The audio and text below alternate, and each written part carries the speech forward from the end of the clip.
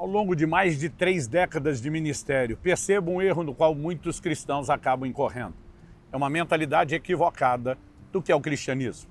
Eles imaginam apenas o aspecto espiritual, devocional, místico, mas não percebem que o cristianismo deveria se manifestar em todas as áreas da sua vida. Eu e você não fomos chamados para viver um cristianismo fragmentado, parcial, mas sim integral, abrangente, que cobre todas as áreas da nossa vida. Esse é o assunto da nossa conversa hoje. Fique comigo e nos próximos minutos entenderemos melhor essa verdade bíblica.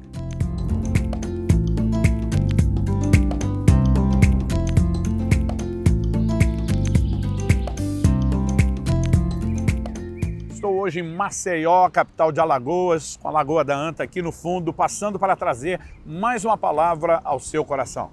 O apóstolo Paulo, escrevendo aos Colossenses, orienta pelo Espírito Santo. No capítulo 3, a partir do verso 17, ele diz: "E tudo o que fizerem, seja em palavra, seja em ação, façam em nome do Senhor Jesus, dando por ele graças a Deus Pai." Tudo o que fizerem. O que significa o tudo o que fizerem? Ele não estava restringindo isso a atividades espirituais. Quando vocês orarem, orem em nome de Jesus, embora também a gente tenha que fazer isso. Ele não estava restringindo isso a uma atividade ministerial. Quando você for orar por cura ou expulsar demônios, faça em nome de Jesus. E é lógico que também temos que fazer isso. Mas ele traz para dentro do escopo das coisas que devemos fazer para o Senhor, em nome do Senhor, o seguinte, verso 18. "Esposas, que cada uma de vocês se sujeite ao seu próprio marido, como convém no Senhor. Maridos, que cada um de vocês ame a sua esposa e não a trate com amargura. Filhos, em tudo obedeçam seus pais, pois fazer isso é agradável diante do Senhor. Pais, não irritem os seus filhos, para que eles não fiquem desanimados. Servos, obedeçam em tudo aos seus senhores aqui na terra, não servindo apenas quando estão sendo vigiados, visando somente agradar pessoas, mas com sinceridade de coração, temendo ao Senhor. Tudo o que fizerem, façam de todo o coração, como para o Senhor, e não para as pessoas, sabendo que receberão do Senhor a recompensa da herança. É a Cristo Senhor que vocês estão servindo." Quando eu olho para esse texto, fazer tudo em nome do Senhor Jesus não se limita a atividades espirituais ou ministeriais, mas envolve a forma como vivemos família, a maneira como trabalhamos, porque o cristianismo é abrangente e ele, vivido de forma integral, deve cobrir todos os ângulos, todas as áreas da nossa vida. Por isso, eu e você precisamos entender a importância de como devemos nos conduzir em cada área. Por exemplo, começando pela primeira coisa destacada por Paulo, o cristianismo tem que ser vivido na família. O evangelho deve ser vivido na família. A nossa fé começa dentro de casa. Ali ela deve ser cultivada, ali ela deve ser ensinada, ali ela deve ser praticada. E quando olho para as Escrituras, vejam pessoas que, ao não respeitarem as advertências de Deus, entram no lugar perigoso quando falamos em termos do que é viver a fé. Por exemplo, em 1 Timóteo, capítulo 5, verso 8, o apóstolo Paulo, de uma maneira muito clara, fala de pessoas que negam a fé. Como? Quando elas deixam de exercer cuidado para com seus familiares. Porque a fé envolve o cuidado familiar. Então, a deliberada negligência, ela agride e ela fere a fé. Em 1 de Pedro, no capítulo 3, no verso 7, o apóstolo diz que os maridos devem tratar suas esposas com honra, como vaso mais frágil. E ele termina dizendo assim: "Para que não sejam impedidas as vossas orações." Se pensamos apenas em investir na vida de oração, mas não no cuidado com a família, essa negligência familiar vai acabar anulando a vida de oração. Orações podem ser impedidas, elas podem deixar de produzir resultado, porque estamos falhando num outro aspecto do evangelho. E a fé, ela não pode ser vivida apenas de forma isolada num dos seus aspectos, quando o cristianismo é integral, envolve também a nossa família. É por isso que nas Escrituras temos ordens dadas aos cônjuges. Por que o marido deve amar sua esposa, a esposa sujeitar-se ao marido, porque os pais devem orientar seus filhos no caminho do Senhor e não irritá-los, porque os filhos devem obedecer aos pais. Se isso for negligenciado, o evangelho também será. O cristianismo também tem que ser vivido no trabalho. Eu gosto sempre de enfatizar isso, que Deus, quando criou Adão, já lhe deu trabalho, lhe confiou a responsabilidade de cultivar e de guardar o Éden. Aliás, antes de lhe dar uma esposa, ele deu trabalho, porque sabia que ele precisaria de trabalho para cuidar da sua família. Mas quando eu olho para as Escrituras, eu percebo também que o serviço não é visto apenas como uma forma, como uma maneira de mera e simplesmente conseguirmos o nosso próprio sustento. Olhando para as Escrituras, eu percebo um desenho maior, abrangente.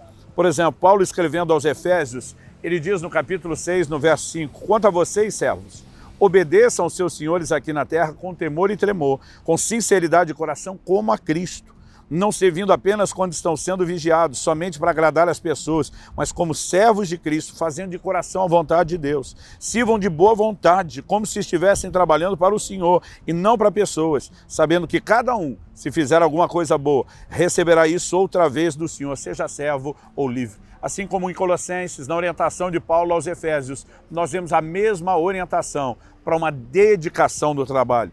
Os cristãos deveriam ser aqueles que mais dão exemplo, aqueles que vivem o melhor de si, que trabalham com dedicação, com produtividade, com excelência. Mas muitas vezes eu ouço empresários crentes dizendo, olha, eu contrato qualquer outra pessoa, mas não os crentes. Eles simplesmente confundem, acham que porque são irmãos não devem respeito, não devem obediência, não produzem, são relaxados o tempo todo, esperam que a gente simplesmente entenda que eles são irmãos a ponto de não despedi-los, mas eles não honram a Cristo. É lógico que isso não diz respeito a todos, mas acabamos ouvindo tantos relatos que esse testemunho tão generalizado me preocupa. Será que temos entendido esse cristianismo integral a ser vivido também no local e no ambiente de trabalho? Aliás, muitas pessoas tratam do trabalho como se fosse algo secular, ruim, né? E declaram, não, eu quero viver para o evangelho, como se fosse apenas ser um ministro de tempo integral. Quando olhamos mesmo nas Escrituras, muitos ministros não eram tempo integral e, no entanto, brilhavam, eram luz, eram sal nos lugares onde estavam inseridos. E nós não podemos confundir as coisas. Deus tem nos dado uma responsabilidade de viver de forma diferenciada no trabalho. Aliás, é nesse ambiente que muitas vezes Deus deseja nos usar de uma forma diferenciada. Quando Joel fala a respeito de Deus arregimentando um exército, ele diz que eles deveriam fazer lanças e espadas do quê? Das podadeiras, das foices, das ferramentas de trabalho. Isso nas mãos de Deus acaba se tornando armas que nós podemos usar em prol do avanço do reino de Deus. O cristianismo também tem que ser vivido na área financeira. Quando eu olho para a palavra de Deus, eu percebo que os cristãos deveriam viver uma conduta honesta. Por exemplo, em Provérbios, capítulo 16, verso 8, a Bíblia diz, melhor é o pouco, havendo justiça, do que grandes rendimentos com a injustiça. Nenhum de nós deveria negociar princípios de integridade, de honestidade na nossa conduta financeira ou no ambiente dos nossos negócios, mas infelizmente muitos o fazem. Em Efésios 4, 28, na NVT nós lemos, use as mãos para trabalhar com empenho e honestidade. E o texto vai dizer que dessa forma nós teremos o suficiente não só para nós, mas para abençoar o necessitado. Então o trabalho deveria ser uma fonte de provisão, não apenas para nós mesmos, mas para que a gente transborde generosidade. Também podemos olhar para aquilo que a Bíblia ensina sobre a questão da contribuição, que deve ser tanto contínua quanto voluntária. Em 1 Coríntios, capítulo 16, já no verso 1, Paulo diz, no primeiro dia da semana, cada um de vocês separe uma quantia conforme a sua prosperidade. Ele está falando de se organizar para uma contribuição que seria feita. E 2 Coríntios, capítulo 9, verso 7, ele diz, cada um contribua segundo tiver proposto no coração, não com tristeza ou por necessidade, porque Deus ama a quem dá com alegria. Além da contribuição, além da honestidade, precisamos entender a responsabilidade que todo cristão carrega, por causa de uma ordenança de Jesus, de também pagar impostos. Eu sei que esse não é o assunto que mais empolga as pessoas, mas Jesus disse em Mateus 22, 21, deem, pois, a César o que é de César e a Deus o que é de Deus. Assim como Deus tem um percentual dos nossos ganhos que pertence a Ele como a nossa contribuição, César, o Estado, tem uma fatia percentual proporcional aos nossos ganhos que deve ser pago na forma de imposto. Se ele fará ou não, se César fará ou não o que deve com o imposto, isso fará com que ele responda a Deus.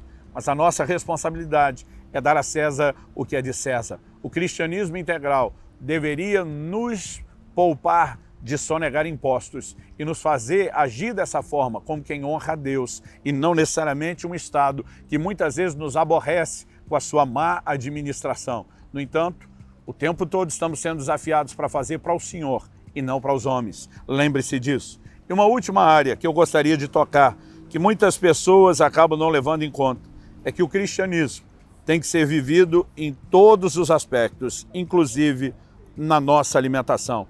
Em 1 Coríntios, no capítulo 10, no verso 31, a Bíblia diz: portanto, se vocês comem ou bebem, ou fazem qualquer outra coisa, façam tudo para a glória de Deus. Precisamos nos questionar como temos nos alimentado.